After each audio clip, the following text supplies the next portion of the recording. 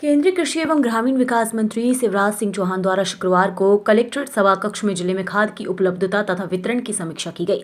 साथ ही अधिक बारिश होने में सोयाबीन फसल को हुई क्षति का आकलन करने और सांसद खेल महोत्सव के आयोजन के संबंध में विस्तृत चर्चा करते हुए अधिकारियों को दिशा निर्देश दिए गए। बैठक में भोजपुर विधायक सुरेंद्र पटवा, जिला पंचायत अध्यक्ष यशवंत मीणा, पूर्व कैबिनेट मंत्री रामपाल सिंह तथा राकेश शर्मा भी उपस्थित रहे।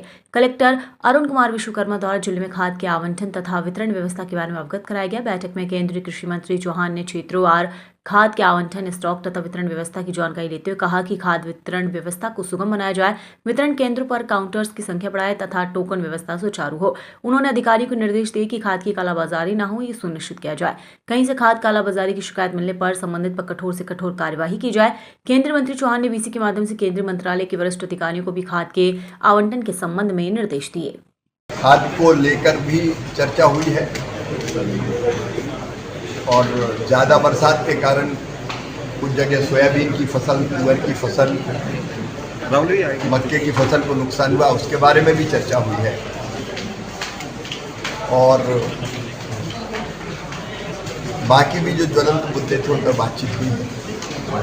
आज की बैठक में हमने खाद के आवंटन का काम फर्टिलाइजर मिनिस्ट्री करती है, उनको भी जोड़ा था, कृषि विभाग को भी जोड़ा था, भोपाल से भी अधिकारी जोड़े थे। यहाँ खाद एनपीके पर्याप्त मात्रा में उपलब्ध है।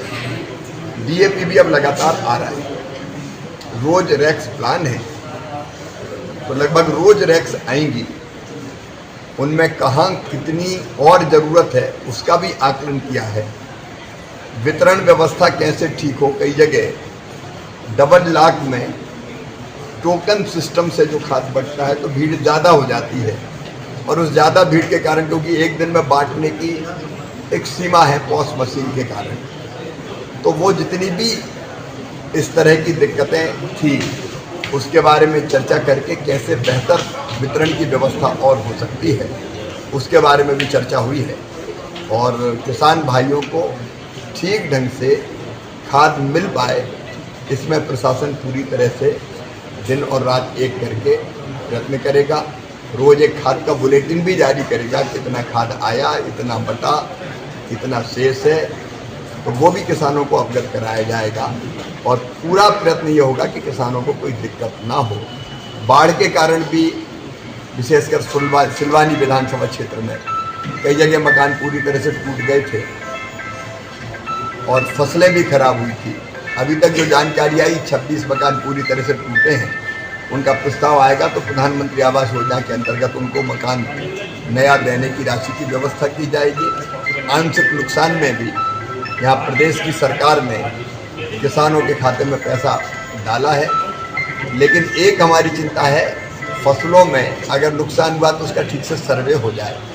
मैंने ये निर्देश दिए कि सर्वे ठीक से हो, चाहे वो सोयाबीन का नुकसान हो, मक्का का नुकसान हो, अरहर का नुकसान हो, और सर्वे ठीक होगा तो हम आरबीसी 6.4 की राशि के अलावा फसल बीमा योजना का लाभ भी किसानों को दे पाएंगे।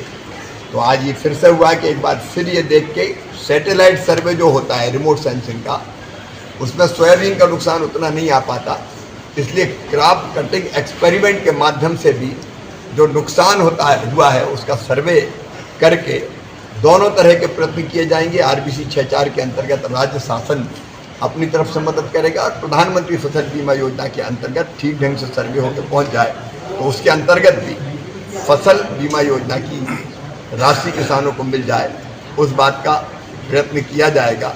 तो जो बहुत ज्वलंत समस्याएं थी आज उस पर चर्चा की।